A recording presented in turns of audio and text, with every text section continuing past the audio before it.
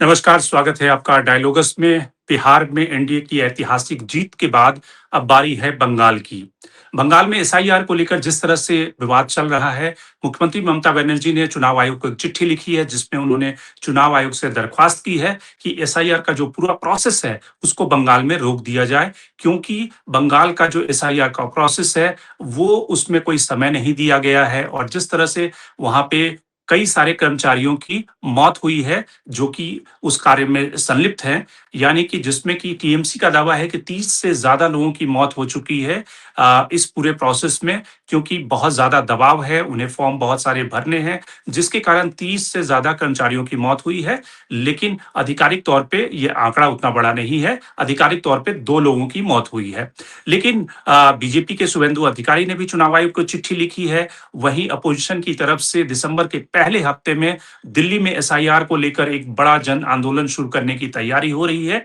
तो समझते हैं कि बिहार में ऐतिहासिक जीत के बाद बीजेपी और जो अलायंस पार्टनर हैं उनका ब्लूप्रिंट क्या है बंगाल को लेकर, एसआईआर को लेकर जो दबाव बढ़ रहा है, जिसमें कि प्रशांत किशोर से लेकर तमाम ऐसे नेता कहीं ना कहीं एसआईआर के मुद्दे पर एकजुट हो रहे हैं और वो कह रहे हैं कि एक ऑर्गेनाइज तरीके से न केवल इलेक्टोरल रोल्स में बल्कि अलग अलग तरीकों पर, यानी कि काउंटिंग बूथ जो मतदान केंद्र है वहां पे भी जिस तरह से बिहार में जीविका दीदी की तैनाती हुई, तो ये एक ऑर्गेनाइज जिसको कहते हैं बूथ लूटने का या फिर कहें कि वोट चोरी का एक प्रयास है। तो इस मुद्दे को समझते हैं हमारे साथ 3 मेहमान जुड़ रहे हैं। राहुल आनंद जो बीजेपी से जुड़ रहे हैं, प्रसून आचार्य सीनियर जर्नलिस्ट जुड़ेंगे और सत्यप्रकाश जी जो कि जेडीयू से जुड़ेंगे। सबसे पहले राहुल आनंद आपसे शुरुआत करते हैं कि एसआईआर को लेकर जिस तरह से पश्चिम बंगाल में ममता बनर्जी साफ कह रही हैं कि ये बहुत आपाधापी में किया गया प्रयास है और इसमें समय नहीं दिया गया है। 1 डेढ़ महीने में ये एसआईआर का प्रोसेस कैसे पूरा हो जाएगा और इतनी हड़बड़ी क्या है, जिसमें कि वहीं आपके जो नेता हैं शुभेंदु अधिकारी वो कह रहे हैं कि 13-14 लाख तो ऐसे ही फर्जी मतदाता हैं और फर्जी मतदाता अब बंगाल छोड़कर बांग्लादेश जाने उनकी शुरुआत हो गई है, सारे टीवी चैनल दिखा रहे हैं। तो आपको लगता है कि जिस तरह से बिहार में आपने एसआईआर करा के जो वैसे लोग हैं जिनको वोटर लिस्ट से हटाया, वो एक जीत का एक बड़ा फैक्टर बना, उसी तरह से पश्चिम बंगाल में भी बीजेपी कुल मिलाकर उसी एक्सपेरिमेंट को दोहराने वाली है? देखिए, भारतीय जनता पार्टी का बड़ा ही स्पष्ट मानना है कि पूर्ण निर्वाचन अभियान का स्वागत हर वक्त भारतीय जनता पार्टी ने किया है। लोकतंत्र की मजबूती के लिए ये बहुत ज़रूरी प्रोसेस है, जिसको 2003 के पहले भी किया गया था, पूर्व सरकारों के द्वारा किया गया था। और नागरिकता में खास करके जो लोग इस बात का अफ़वाह उड़ाते हैं कि ये नाम काट कर हमारे वोटर को हटा दिया जाएगा, मैं उन्हीं लोगों से पूछना चाहता हूँ, बिहार के संदर्भ में ही बात कर लेते हैं। क्या बिहार के अंदर जब चुनाव आयुक्त आए थे, जब चुनाव आयोग के अधिकारी आए थे, तो उस समय एक होटल ताज में जब प्रेस कॉन्फ्रेंस किया जा रहा था, उसमें सारे विपक्षी दलों को बुलाया गया था और किसी ने उनका प्रतिकार नहीं किया, सबने उनका सम्मान दिया और यहाँ तक कि ये सजेशन तक दे डाला कि आप 2 चरण में चुनाव करा लीजिए। देखिए, जो एसआईआर की प्रक्रिया है, वो निश्चित रूप से होनी चाहिए और एक सामान्य सी प्रक्रिया है जो देश में चलता ही रहता है। लेकिन इसका एक मुद्दा बनाकर राजनीतिकरण करने का काम जो विपक्ष हमारा करता है, वो शायद इसलिए करता है क्योंकि उनको जिस वोट बैंक से जीतना है, उसकी वो चिंता ज़्यादा करते हैं। मैं आपको एक संदर्भ याद दिलाना चाहता हूँ, हालाँकि मैंने देखा है, पढ़ा भी था कि ममता बनर्जी जी जब सांसद हुआ करती थी और जब सीपीआई एमएल की जब सरकार बंगाल में हुआ करती थी, तो उस समय उन्होंने एक बंच को ले जाकर लोकसभा स्पीकर के पास फाड़ा था और उसमें कहा था कि ये जो सरकार है, वो बांग्लादेशी घुसपैठियों को बसाती है और उसके मेरे पास प्रमाण है। और उन्होंने एक पेपर का दस्तावेज दिखाया था और दस्तावेज दिखाकर उसको फाड़ कर फेंक दिया था। और आज वही ममता दीदी को देखिए कि उनके साथ जाकर खड़ी हो गई है। यानी कहने का मतलब ये है कि जो वीडियो जो देखने को मिल रहे हैं, जो राष्ट्रीय स्तर पे जो न्यूज़ समाचार पत्रों के माध्यम से बात कीजिए या फिर जो न्यूज़ चैनल्स पे जो चल रहे हैं, उसमें भी साफ दिखाया जा रहा है कि किस तरह से अवैध रूप से बसे हुए लोग हमारे देश को छोड़कर जा रहे हैं। लेकिन फिर भी ममता दीदी इसलिए उनका पक्षधर है क्योंकि उनको लगता है कि मेरी जीत की जो गारंटी है वो यही लोग हैं। यानी कि जो तुष्टीकरण की जो बात करते हैं वो यही है। जो लोग सुप्रीम कोर्ट में जाकर भी इसको रोकने का प्रयास कर रहे थे, सुप्रीम कोर्ट ने तो कान पकड़कर तमाचा मारा इनको और कहा कि आश्चर्य है इस बात का कि आप जो यहाँ अगर इतना बहस कर रहे हैं, जनता के बीच में जाते तो हो सकता है कि आप अपनी बातों को समझा पाते और बुलवा पाते। और एक ऐसा लाकर मुझे दीजिए उदाहरण कि जिससे ये पता चले कि जो व्यक्ति मरा हुआ है उसका नाम भी यहाँ पे है और जो जीवित है उसका नाम काट दिया गया है। लेकिन ये वहाँ पर भी फेल हो गए। देखिए परत दर परत चीज़ें उठती गई और निकलती गई। अगर बात करें सीमांचल के क्षेत्रों की जहाँ पे सबसे ज़्यादा मुस्लिम आबादी है, मैं बात करता हूँ, मैं अपनी सरकार के ऊपर भी कटाक्ष करता हूँ क्योंकि जब एसआईआर की प्रक्रिया हो रही थी तो वहाँ पे आधार कार्ड जो बने थे, उसमें 100% पे 135% लेके आ रहे थे, यानी कि 100 व्यक्ति के ऊपर लगभग 100 व्यक्ति के ऊपर लगभग 135 आधार कार्ड बने हुए थे। और हमारी सरकार में ही हमारे उप मुख्यमंत्री ने ही इसकी घेराबंदी की और उन्होंने कहा कि ये गलत तरीका है, इसकी जाँच होनी चाहिए। और पटना की बात कर लेते हैं, पटना में अगर पार्टी ऑफ इंटरेस्ट की बात करें तो यहाँ पे बीजेपी के ही सबसे ज़्यादा एमएलए जीत के आते हैं और पटना के अंदर भी 3,95,000 जो लोगों के नाम काटे गए। वो इसलिए लेकिन फिर भी हम डरे नहीं, हम निडर होकर जनता के बीच में खड़े थे और ऐसा यह प्रक्रिया का हम स्वागत कर रहे थे। और बंगाल में जो जीत की गारंटी देता है, यानी कि मुस्लिम तुष्टीकरण की जो बात करती हैं ममता दीदी और मुसलमानों के लिए सबसे पहले रेड कार्पेट बिछाकर खड़ी रहती हैं, उनके स्वागत और अभिनंदन करने के लिए, शायद ममता दीदी को इस बात का डर है कि अगर ये संवैधानिक तरीके से इस प्रक्रिया को पूरी की गई, जबकि संविधान के अध्याय के 15वें में आर्टिकल 324 में स्पष्ट इस बात का वर्णन किया गया है कि एसआईआर की प्रक्रिया की जा सकती है, इसके लिए चुनाव आयोग बिल्कुल स्वतंत्र है।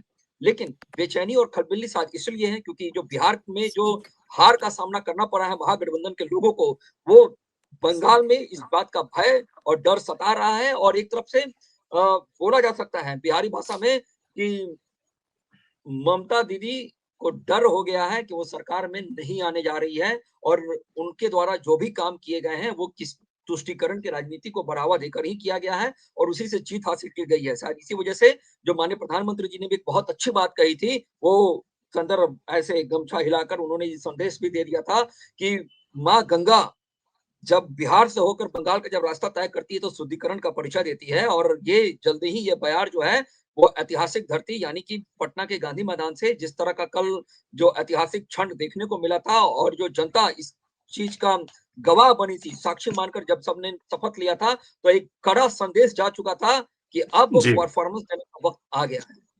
सत्यप्रकाश जी, ये जो पूरा डिबेट है एसआईआर का, उसमें ठीक है बिहार में आप लोगों ने एक ऐतिहासिक जीत हासिल की, लेकिन ये डिबेट अभी तक खत्म नहीं हुआ है और कई सारे लोगों का कहना है कि उसमें ये कोई जरूरी नहीं है कि जो जिसने आपत्ति पॉलिटिकल पार्टियों ने आपत्ति जाहिर नहीं की या वो नहीं पहुंचे, उनके बीएलओ नहीं थे, उनके कार्यकर्ता मतदान केंद्रों पर उतने मुस्तैद नहीं थे, लेकिन कई सारे ऐसे लोग, आप जब चुनावी यात्रा कर रहे थे और खुद मैं जब बिहार के कुछ गाँव में था, तो उसमें 2 गाँव में मुझे 3 व्यक्ति मिले जिनका कि वोटर लिस्ट से नाम कट गया है। मैंने पूछा कि आपका नाम कैसे कट गया और फिर आप क्यों नहीं जाकर अपना इलेक्शन कमीशन या बीएलओ को आपने संपर्क किया?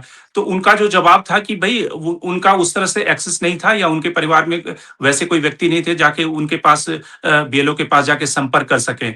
तो आपको लगता है कि ये प्रोसेस जो भी एसआईआर का किया गया है, उसमें ये जो आरोप लगता है कि एक पॉलिटिकल पार्टी को या फिर जो रूलिंग पार्टी है, उसको फेवर करने के लिए प्रोसेस ये अपनाया जा रहा है, क्योंकि आपाधापी केरल में अगर एग्जांपल ले लें कि केरल में स्थानीय निकाय के चुनाव होने हैं और वहां पे अगर ये प्रोसेस हो रहा है, तो कहीं ना कहीं इस आपाधापी की वजह क्या आपको समझ में आती है?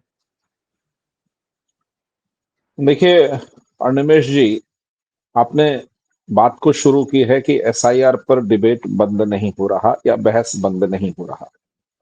मेरी लोकतांत्रिक मान्यता है और लोकतंत्र का एक बेहतर और खूबसूरत स्वरूप है कि डिबेट किसी भी चीज पर बंद नहीं होना चाहिए। बंद हो गया तो सड़ांध फैलेगा और बदबू आएगी। एसआईआर पर सुप्रीम कोर्ट ने विधिवत डिबेट किया, सभी पक्षों को सुना, एक एक पक्ष कई कई तारीखों में सुना, कई कई वकील और कई कई पार्टियां वहां पर जाकर के एसआईआर के खिलाफ बिंदु बिंदुवार अपनी प्रतिक्रियाएं दी, असहमतियां दर्ज कराई, कुछ सबूत पेश किए। सुप्रीम कोर्ट ने एसआईआर को पहली तिथि पर जब सुनवाई की तो कहा कि जारी रहेगा, मैं एसआईआर को रोकने वाला नहीं हूं। और विपक्षी पार्टियां भी कोई अंतरिम राहत पहली तारीख की सुनवाई में नहीं चाहती थी, वो जनता का ध्यान डाइवर्ट कर रही थी। और वो ये बताने की कोशिश कर रही थी कि एसआईआर एक ऐसा तरीका है जिससे वोटरों का वोटर लिस्ट से नाम काट दिया जाएगा, इस कारण से कि शायद वो संभावित वोटर सत्ता पक्ष के खिलाफ के हैं। अब बताइए, लोकतंत्र में जहां गुप्त मतदान होता है, लाखों करोड़ों वोटर होते हैं, कोई पार्टी कैसे जान सकती है कि ये वाला वोटर बी नाम का मेरा है और सी नाम वाला उनका है? तो ये कोरी बकवास है कि एसआईआर के तहत किसी भी एक पक्ष के कंप्लीट वोटर लिस्ट से उनका नाम ही उड़ा दिया जाएगा। ठीक है, उसमें पारदर्शिता जरूरी है और वो संविधान की मूल भावना भी है कि संवैधानिक कर्तव्यों में चुनाव आयोग जो भी करे उसमें पारदर्शी जरूर रहे, ताकि जनता का भरोसा और सभी दलों का भरोसा उस पर बना रहे। लेकिन जब विपक्ष की सारी पार्टियां ये ठान चुकी हैं कि वो अपनी हार का ठीकरा चुनाव आयोग पर ही फोड़ेंगी, अपनी विफलताओं से मुंह छिपाने के लिए चुनाव आयोग का सहारा लेंगी, तो सारे डिबेट निरर्थक हो जाते हैं और ये बताना बहुत मुश्किल हो जाता है कि जो एसआईआर की प्रक्रिया है वो संवैधानिक है, संविधान सम्मत है और पारदर्शी है। सुप्रीम कोर्ट ने अपने महत्वपूर्ण बिंदु में क्या टिप्पणी की? आप जिनका भी नाम काटें, ब्लॉक स्तर तक बता दे, चिपका दे, लिस्ट दे दे कि आपका नाम इस कारणवश कट गया है। और किसी का नाम अगर एरर, ह्यूमन एरर, मानवीय भूल के कारण कटा है, तो चुनाव आयोग ने कहा वो हमारे दफ्तर आए, हम उनका नाम जोड़ देंगे। और इस प्रक्रिया में कई छूटे हुए नामों को चुनाव आयोग ने जोड़ा भी। ऐसा नहीं हो सकता है एक प्रगतिशील लोकतंत्र में कि वोटर लिस्ट को जस का तस छोड़ दिया जाए, उसमें कैओस पैदा कर दिया जाए, उसमें इतने एंट्रीज हों कि पता ही नहीं चले कि कौन वोटर यहाँ का था, कल वो तबादला कर कहीं और चला गया, वहां का भी वोटर बन गया, फिर कहीं और चला गया, वहां का भी वोटर बन गया। मतलब एक व्यक्ति कई राज्य, कई शहरों का वोटर बनने की संभावना है। दूसरा, जो मृत व्यक्ति हैं, अगर उनका नाम नहीं हटाएंगे और जो नए वोटर बनेंगे उनका नाम नहीं जोड़ेंगे, तो लोकतंत्र में ये बात भारत कैसे परिभाषित कर पाएगा कि हमारी चुनाव प्रणाली बेहद सटीक, संविधान सम्मत और प्रगतिशील है? एसआईआर एक प्रगतिशील प्रक्रिया है, उसमें नए वोटरों का नाम जोड़ते हैं और पुराने जो वहां से हट गए हैं या जो मृत हो गए उनका नाम हटाते हैं। इतनी साधारण सी बात जिन पार्टियों को समझ में नहीं आ रहा, समझ लीजिए कि उनके लिए कहीं ना कहीं वो ये समझते हैं कि हम वोट चोरी कर लेंगे, हमारे वोटर इधर से उधर ले जा करके वोट करा लेंगे, या वो अपनी विफलताओं का ठीकरा कहीं और फोड़ सकेंगे। मेरा निजी मत एक अलग है, लेकिन एक सार्वजनिक समझ जो है भारतीय लोकतंत्र के संदर्भ में, कि जब से वोटर लिस्ट का निर्माण हुआ तो ऐसा भी हुआ कि कोई भारत का नागरिक नहीं था लेकिन भारत का वोटर था, भारत में आया कहीं से, वोटर बन गया। तो क्या हम इसको जारी रहने दें? जो संविधान बचाने वाले लोग अपने हाथ में संविधान की पुस्तक लेकर घूमते हैं, क्या वो उसको कभी पढ़ते भी हैं? क्या कभी उसकी मूल भावना को समझकर उस पर काम भी करते हैं? स्पष्ट मत है कि चुनाव आयोग वोटर लिस्ट की प्रक्रिया में सभी को शामिल करेगा, बीएलओ बनेंगे, बीएलए बनेंगे, और भागीदारी सुनिश्चित करते हुए अगर कहीं किसी का कट रहा है तो उसमें नाम जुड़वा सकते हैं आप। इतना खुला दफ्तर है चुनाव आयोग का। सुप्रीम कोर्ट ने भी इस चीज को माना है। रही बात बिहार के संदर्भ में या बंगाल के संदर्भ में या केरल के संदर्भ में, देखिए अनिमेश जी, अगर वोटर लिस्ट भारत का एकदम सटीक और सही नहीं हुआ तो आप ये नहीं कह सकते कि चुनी गई जो सरकार है वो जनमत की सरकार है। आप ये नहीं कह सकते कि चुनी हुई सरकार जो बनेगी कल किसी भी राज्य में वो वैध सरकार है, क्योंकि मरे हुए लोगों के वोटर लिस्ट से नाम उठा करके जाके पोलिंग कर देते हैं। अब मृत लोग भारतीय लोकतंत्र के जीवंत लोकतंत्र में वोट करें, ये कल्पना से परे मात्र है और ऐसा संविधान सम्मत नहीं है। तो जिन पार्टियों को लोकतंत्र में आस्था है, अपनी कार्यशैली पर आस्था है और लोकतांत्रिक पद्धतियों में वो अपनी सहभागिता सुनिश्चित रखना चाहते हैं, तो चुनाव आयोग के द्वारा एसआईआर जो कराया जाता है उसमें अपनी सहभागिता दिखाएं, उसमें बढ़ चढ़कर हिस्सेदारी लें, और अगर कोई तकलीफ है तो चुनाव आयोग को कटघरे में आप पिटीशन डालकर खड़ा कर सकते हैं और सर्वोच्च न्यायालय तक जा सकते हैं। ये हमारे संविधान का फ्रेमवर्क है। लोग गए भी थे जिसमें चुनाव आयोग ने कहा कि आप एक काम करें, आधार कार्ड को भी जोड़ दें उसमें, क्योंकि आधार पर अलग अलग मत है कि आधार नागरिकता का प्रमाण पत्र नहीं है और वोटर वही हो सकता है जो नागरिक है। एक ब्लर लाइन है कि चुनाव आयोग नागरिकता तो आपकी नहीं पूछ सकता है, लेकिन यदि आप नागरिक नहीं है तो चुनाव आयोग आपको वोटर नहीं बना सकता है। बंगाल में ममता बनर्जी क्यों एसआईआर के खिलाफ हैं, ये स्पष्ट साबित है कि बंगाल में कहीं ना कहीं उनकी सत्ता उनको हिलते हुए दिख रही है। और अगर एसआईआर में बड़े पैमाने पर वैसे लोगों का वोटर लिस्ट से नाम हटाया गया जो बॉर्डर एरिया के लोग हैं, जैसे बिहार बॉर्डर पे किशनगंज एरिया में कुछ लोग बंगाल के आ जाते हैं, वहां वोटर बन जाते हैं, फिर वो बंगाल में भी वोटर हैं। तो बॉर्डर एरिया बंगाल का तो बड़ा है, वे पश्चिम बंगाल का, उसमें बांग्लादेश भी है, ना जाने कहां कहां के लोग हैं। तो जो भारत का नागरिक नहीं है वो भारत का वोटर नहीं हो सकता। एक लाइन का सिद्धांत है, उसका नाम हटेगा, मृत लोगों का नाम हटेगा, नए लोगों का नाम जुड़ेगा। यही एसआईआर की प्रक्रिया सघन इसलिए की जाती है ताकि गांव गांव में कोई भी छूटे ना। जब आपके अनुभव में आपने बताया कि बिहार के आप किसी गांव गए थे, 2-3 लोगों का छूट गया था। देखिए एक बात समझिए, जो लोग सुप्रीम कोर्ट तक तो पहुंच गए, राहुल गांधी लेकर के कुछ लोगों को सुप्रीम कोर्ट पहुंचे, वकील बड़े बड़े पहुंचे, लेकिन बीएलओ उनका, जो उनका एक पार्टी से प्रतिनिधि होता है, उनको उन तक भेजकर उनका वोटर आईडी में, वोटर लिस्ट में नाम नहीं जुड़वा पाए। ये गहरी साजिश का भी हिस्सा था कि मैं ये करूं ही ना। लेकिन जो भी कंप्लेंट चुनाव आयोग के पास आए, हम लोगों की पार्टियों ने भी दिए, जिनका छूट रहा था उनका नाम जुड़ाया गया। और वो समय सीमा चुनाव आयोग ने 30 सितंबर तक करके नहीं रखा था, उसको कहा हम जोड़ेंगे, जो जो लोग आएंगे जिनका कट गया है वो अगर हमारे तक पहुंच जाएंगे तो हम नाम जोड़ देंगे। चुनाव आयोग का किसी भी वोटर से कोई दुश्मनी नहीं है या किसी पार्टी से उसका कोई पक्षपात नहीं है। 2-4 नाम छूट जाने, ह्यूमन एरर को अगर आप कह दे कि नहीं नहीं पूरी प्रक्रिया ही खराब है, तो क्या करे अनिमेश जी? वोटर लिस्ट को जो आजादी के समय बना उसमें नए नाम न जोड़ें, और जुड़े हुए नाम जो मृत पाए गए या कहीं चले गए उनका नाम नहीं हटाएं, ऐसा छोड़ दे? ऐसा भी लोकतंत्र सड़ांध देगा, बदबूदार हो जाएगा। और वो जो प्रक्रिया में वोट होगा वो कैसी सरकार बनेगी, किसकी बनेगी, उसकी वैधता पर, उसकी विश्वसनीयता पर और जनतंत्र पर एक गहरा सवाल छोड़ जाता है। इसीलिए एसआईआर को सुप्रीम कोर्ट ने रोका नहीं, जारी रहने दिया। और चुनाव आयोग तो संवैधानिक संस्था है जो ऐसा कराने में स्वतंत्र है। किसी लेकिन पार्टी को उस पर लांछन लगाने से क्या मिलता है? सत्यप्रकाश जी, एक सवाल जो पॉलिटिकल पार्टियां उठाती हैं जो विपक्ष में है, जैसे मसलन समाजवादी पार्टी ने अभी थोड़े दिन पहले एक आरोप लगाया कि उनके जो इलेक्शन पिटीशन हैं जो पिछले विधानसभा चुनाव में उन्होंने दाखिल किए थे, वो तकरीबन 3 साल से ज्यादा समय हो गए हैं, आज तक चुनाव आयोग ने उस पिटीशन का जवाब नहीं दिया है जो उन्होंने अनियमितताओं को या इरेगुलरिटी को लेकर लगाए थे। कर्नाटक में तो राहुल गांधी ने बता ही दिया कि भाई जिस तरह से इलेक्शन पिटीशन दाखिल किया गया या फिर वो अभी तक उसकी जांच पूरी नहीं हुई है।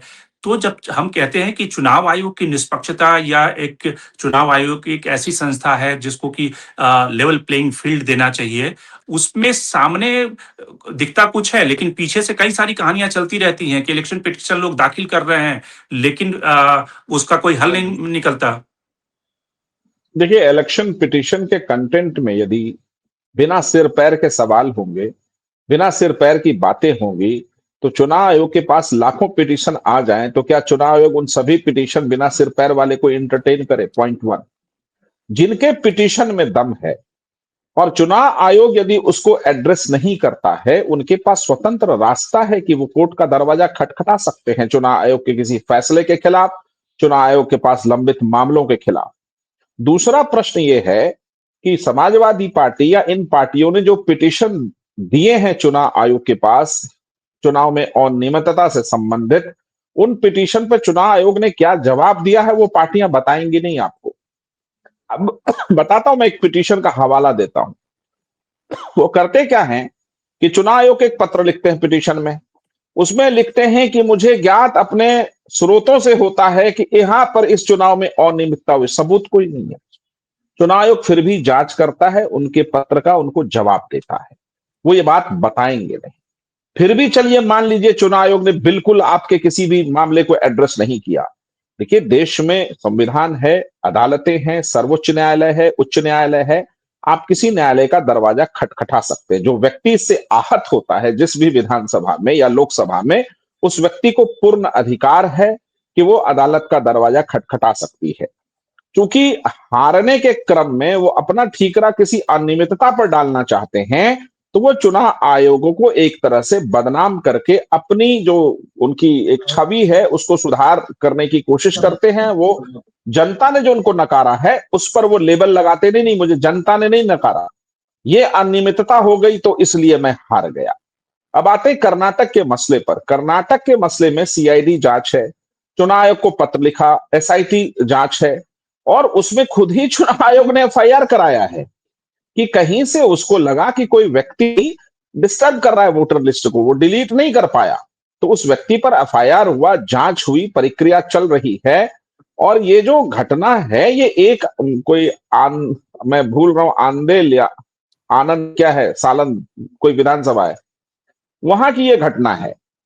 और 1 साल बीत जाने के बाद यदि उस चीज को आप कहें कि वोटर चोरी है, एक तो नाम डिलीट नहीं हो कर सकता, कोई कोशिश किया, मान लीजिए उसको लगा ओटीपी से शायद कर लेंगे, वो भी नहीं सफल हो पाया, तो इसका मतलब है कि चुनाव आयोग की जो पूरी अपनी वोटर लिस्ट की प्रक्रिया है वो तमाम तरह के गैर प्रबंधन से मुक्त है, और वो सेफ और सिक्योर है, सुरक्षित है पूरी तरह से कि कोई व्यक्ति किसी का नाम डिलीट नहीं कर सकता। इतनी गहरी अगर व्यवस्था है, मुस्तैद व्यवस्था है, उस पर अगर आप कोई परसेप्शन क्रिएट कर दे इन कहानियों से, तो मुझे लगता है विपक्ष गैर जिम्मेदार है। और गैर जिम्मेदार विपक्ष अपने कामों में भी है, सरकार जब वो चला रही होती है, इसलिए जनता उनको बदलती है, हटा देती है। तो उस हटाने की प्रक्रिया में हटा तो वो कोई बयान देते हैं और चुनाव आयोग पे आकर अपना ठीकरा फोड़ देते हैं। पहले ये घटना ठीक है। ईवीएम के साथ करते थे कि ईवीएम हैक हो गया, तो हम्म। ईवीएम पर तो अब ये पार्टियां चुप हो गई हैं क्योंकि चुनाव आयोग ने आमंत्रित किया, हैक कर नहीं पाए, और अब कम से कम ये मानते हैं ना कि ईवीएम ठीक है, लोकतंत्र के जो जन मुद्दे हैं उसको एड्रेस करेगी। अब ये सवाल कि हर व्यक्ति कहे कि मैंने संघ लोक सेवा आयोग की परीक्षा दी और मैंने बहुत अच्छे से लिखा लेकिन मेरा नहीं हुआ, क्योंकि शायद जो चेक करने वाले लोग थे वही गलत थे, ये ठीक नहीं है। विपक्ष को ऐसे गैर जिम्मेदार रवैये से बचना चाहिए और जन मुद्दों पर वापस लौटना चाहिए कि सरकार के जो कार्यक्रम है उस पर अगर उसको कोई दिक्कत है तो उसी से चुनाव वो एड्रेस करके जीत भी सकती है, अगर जनता का भरोसा जीत पाई। यहां वो दो गलत काम कर रहे हैं, इतिहास उन्हें माफ नहीं करेगा। राहुल, आपसे समझना चाहेंगे कि बंगाल में पिछली बार जो पिछला विधानसभा चुनाव था, उसमें बीजेपी सत्ता से इसलिए दूर रही क्योंकि जो ममता बनर्जी ने एक तरह से साबित कर दिया कि आप बाहर के आउटसाइडर नेता के ज़रिए बंगाली अस्मिता को एनक्रोच करने की कोशिश कर रहे हैं। ब बंगाल में बीजेपी का सबसे बड़ा जो लिमिटेशन यही है कि जैसे ही आप जो नॉर्थ इंडिया के नेताओं को बंगाल में लेकर जाएँगे, ममता बनर्जी कहेंगे कि जो हमारी बंगाली अस्मिता है उस पे आक्रमण हो रहा है। इस पर बीजेपी ने थोड़ा-सा कोर्स करेक्शन किया है कि जिस तरह से उन्होंने स्टेट प्रेज़िडेंट बनाया, तो बीजेपी की स्ट्रैटेजी क्या है जो इस चुनाव में जीतने की? अनुमेश जी, बड़ा ही सिंपल है और बड़ा ही स्पष्ट इसका एक ही उदाहरण है कि जब हम भारतीय संविधान की बात करते हैं और भारतीय संविधान में जो पहला अध्याय है उसी में लिखा गया हुआ है कि we are the people of India, यानी कि हम भारत के लोग, यानी कि भारत के लोगों से ही भारत का संविधान का अगर निर्माण होता है तो फिर ये बाहरी कौन है, ये बाहरी कौन है। और ठीक इसी तरह से तेजस्वी यादव जी ने भी इस प्रश्न को उठाया था बिहार के अंदर कि कोई बाहरी चलाएगा बिहार को जी, इस तरह का बात बोला था। तो देखिए जनता ने उनको बता दिया, पलट कर उलट कर दिखा दिया कि कौन चलाएगा बिहार को और कैसे चलेगा बिहार। यानी बिल्कुल ये जो एक मनमानी फैलाने का जो प्रयास किया जाता है अनुमेश जी, मुझे लगता है कि ये वास्तविकता के हकीकत से बहुत दूर क्या चीज है। और परिचय, अगर परिचय बात करें बिहार की या बंगाल की हम बात कर लें, तो बंगाल भी में जिस तरह से ममता दीदी जो नैरेटिव गढ़ने का प्रयास कर रही है, वो बिल्कुल फ्लॉप कर जाएगा। और जो माननीय प्रधानमंत्री जी ने इस चीज को बिल्कुल स्पष्टता के साथ बता दिया कि गंगा किधर से किधर की तरफ आती है, कि सारी चीजें जनता के सामने नजर आ रही हैं। एक बात अनुमेश जी और मैं बोलना चाहूंगा यहाँ पे कि देखिए बंगाल में पहले हमारी संख्या 2 से 3 हुआ करती थी, आज अगर 75 के आसपास है, तो निश्चित तौर पे हमारी जो पहुंच है, जो हमारी जो बढ़त है, वो हमने बहुत मेहनत के साथ उसको बढ़ाया है और जनता के मन में, जनता के दिल में वो भरोसा भी जताया है। जिस मतुआ समाज को ममता दीदी नागरिकता देने से परहेज कर रही है, वो लोग कौन है? वो लोग कौन है? वो भारत में आके बसे हैं और आज़ादी के बाद से आके बसे हैं, आज़ादी के पहले से भी हैं, तो फिर उन वो भारत के हिस्सा कैसे नहीं है, भारत के सदस्य कैसे नहीं है? तो ऐसी तमाम चीज़ें हैं जो मैं थोड़ा-सा बोलते वक़्त माफ़ कीजिएगा थोड़ा शब्दों का चयन अगर गलत हो जाए, यानी कि कहने का मतलब मेरा ये है अनिमेष जी कि हमारे देश का जो संविधान है वो किसी मुल्ला या जालीदार टोपी वाले के कहने से नहीं चलेगा। वो भारत द्वारा भारत में बाबा भीमराव अम्बेडकर जी द्वारा लिखी गई संविधान की प्रति से चलेगा और उसका हम सम्मान करते हैं और उसी के तहत जो विधि सम्मत जो चीज़ें होंगी वो की जाएगी और एसआईआर की प्रक्रिया से जो बेचैनी देखने को मिल रही है, जो हलचल पैदा हो गई है, उससे बिल्कुल ये बात का परिचय है कि इनकी दिमागी संतुलन जो है वो बिगड़ चुकी है और इंडिया अलायंस तो अब समाप्त हो चुका है। एक कल की एक बयान आया था, उस बयान में एक तरफ से सांकेतिक रूप से बता दिया जा चुका है कि अब इंडिया अलायंस का कोई मतलब नहीं रह चुका है, क्योंकि उसके जो कर्ता-धर्ता ठीक है। थे अब उनके पास ही नहीं है। जी। प्रसून जो सीनियर जर्नलिस्ट हैं उनसे पूछते हैं। प्रसून, आपको क्या लगता है कि जो पश्चिम बंगाल में इस समय स्थिति है, क्योंकि पिछले चुनाव में तो ममता बनर्जी ने एक तरह से बीजेपी को का रास्ता रोक दिया था बंगाली अस्मिता के नाम पर। इस चुनाव में ममता बनर्जी क्या एसआईआर के मुद्दे को उछाल के उनको लगता है कि इससे बीजेपी का रास्ता रोकेंगी, या फिर जिस तरह से रविन्द्रनाथ टैगोर की कंट्रोवर्सी हुई और वंदे मातरम की कंट्रोवर्सी हुई, वो फिर से बंगाली अस्मिता जो है उसके आधार पर ही बीजेपी का रास्ता रोकेंगी? किस तरह से आप देख रहे हैं कुल मिला के पूरे चुनाव को? पहले पहले सभी दर्शकों को धन्यवाद, मेरे को बोलने का मौका देने के लिए आपका चैनल का भी धन्यवाद जताता हूँ। लेकिन मेरा पूर्ववर्ती जो दोनों वक्ता है, शायद वो ना बिहार को जानते हैं ना बंगाल को जानते हैं। हम तो ग्राउंड रिपोर्टिंग बिहार में भी कर चुका है, 36-37 साल से पत्रकारिता कर रहा है, बंगाल में भी कर रहा है, हम आसाम में भी पत्रकार थे। ऐसा नहीं है। पहले बात यही है, पहले जो वक्ता था वो सही बताया। 2002 या 3 में ममता बनर्जी खुद बांग्लादेशी वाले के लिए बोला था और इसीलिए अडवाणी ममता को खुश करने के लिए जो कानून है उसको थोड़ा से चेंज किया था। तब ममता बनर्जी एनडीए का अलायंस थे और उनका लगा था बांग्लादेश से जो अनुप्रवेश हो रहा है, पहले जान लीजिए बांग्लादेश से जो अनुप्रवेश होता है, मोतुआ जो है वो एक्चुअली बंगाल वाज डिवाइडेड। ये ना गुजरात हुआ है, ना देश का बाकी हिस्सा हुआ है, ना ये हुआ है, यूपी हुआ है। तो जो लोग गरीब है, जो लोग शेड्यूल कास्ट है, मोतुआ कोई शेड्यूल कास्ट का ही एक सब ट्राइब है जो ठाकुरबाड़ी का साथ जुड़ा हुआ है, लेकिन उन लोग का एक्चुअली सिटीजनशिप मिला नहीं, क्योंकि दे कम आफ्टर मोटा मोटी 50-51 का बाद।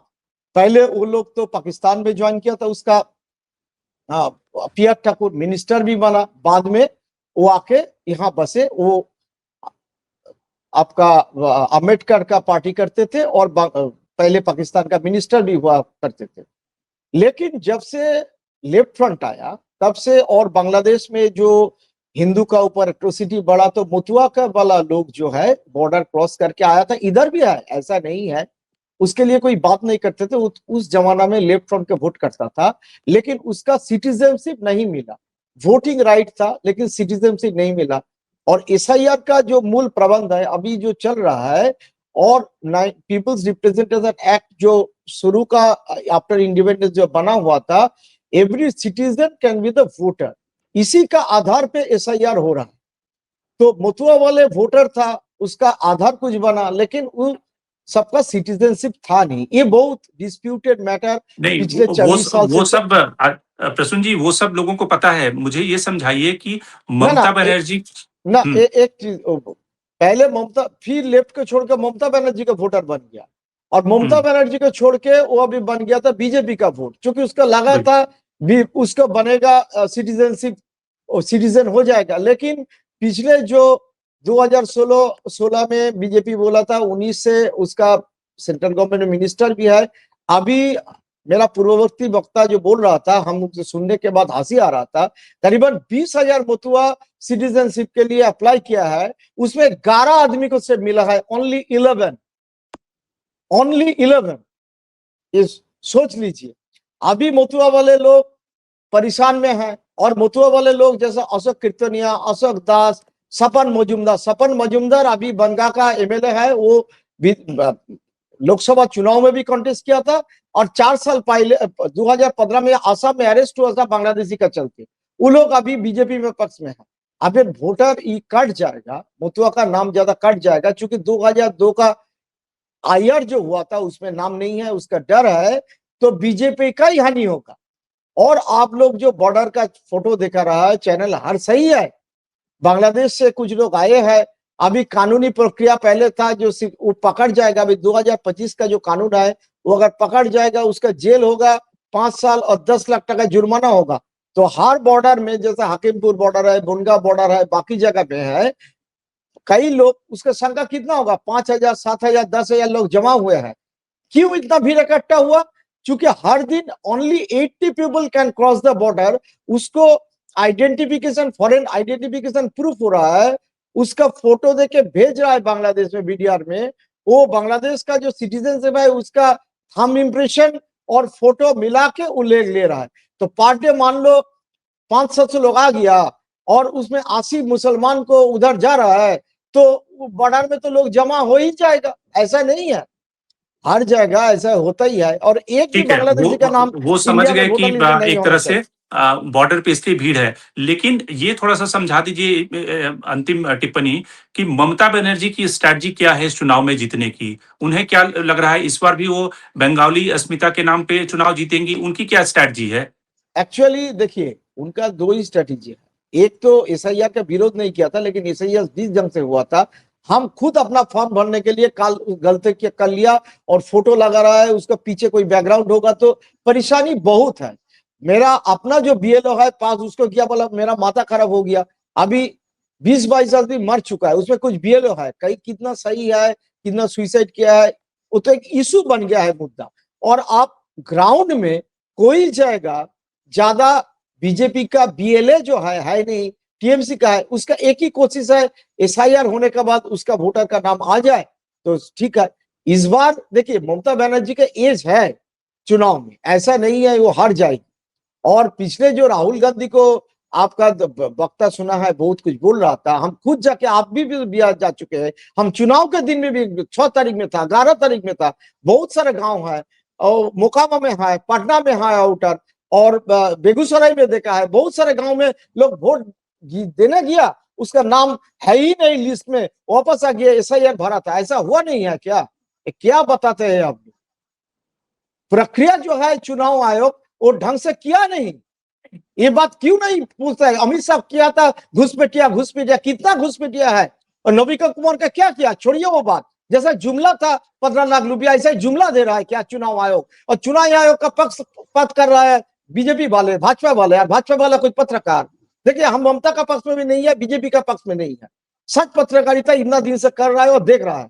लेकिन वो जो तो बन गया ना, ममता बनर्जी की एक स्ट्रैटेजी है कि एसआईआर के मुद्दे पे वो चुनाव जीतेंगी, आपको लगता है? या 30% जो मुसलमान है वो तो निश्चित रूप देखिए से ममता के 30% साथ में? मुसलमान जो है उसमें करीबन बंगाल में नतीजा आने के लिए 120-25 मुसलमान, बहुल नहीं लेकिन मुस्लिम सीट है, जहां मुस्लिम अच्छा आबादी है, वो जीत सके। उसमें 110-12 ममता को जीतना मोटा मोटी तैयार मान के चलता है सब। पहले लेफ्ट भी ऐसा ही करता था। हिंदू वोट जो है बंगाल में, उसका 54% बीजेपी को पहले चुनाव में भी मिला था।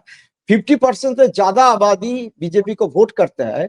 उसका कोशिश है हिंदू का वोट मुसलमान का डरे से और कुछ हिंदू वोट गलबंदी हो जाए तो उसको सीट बढ़ सकता है, यही है। और ममता बनर्जी पहले जो था एसआईआर नहीं है, मुद्दा यही है, जे बंगाली लोग जिस तरीका से बाहरी राज्य में, चाहे महाराष्ट्र में हो, चाहे दिल्ली में हो, चाहे उड़ीसा में हो, चाहे मध्य प्रदेश में हो, चाहे छत्तीसगढ़ में हो, जिस ढंग से उत्पीड़ित हो रहा है और कुछ आ रहा था, तो गांव का एक गरीब आदमी, मजदूर आदमी गांव का है, वो उसी को लेकर वो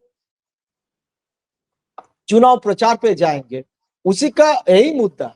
और फिर तो लक्ष्मी का भंडार, अभी चुनाव जब चल रहा था प्रक्रिया, तब कैसे बिहार में 10,000 करके पैसा डाला था इसमें, चुनाव घोषणा का 5 घंटा पहले कैसे पैसा चला गया था 20-40 लाख महिला के अकाउंट में।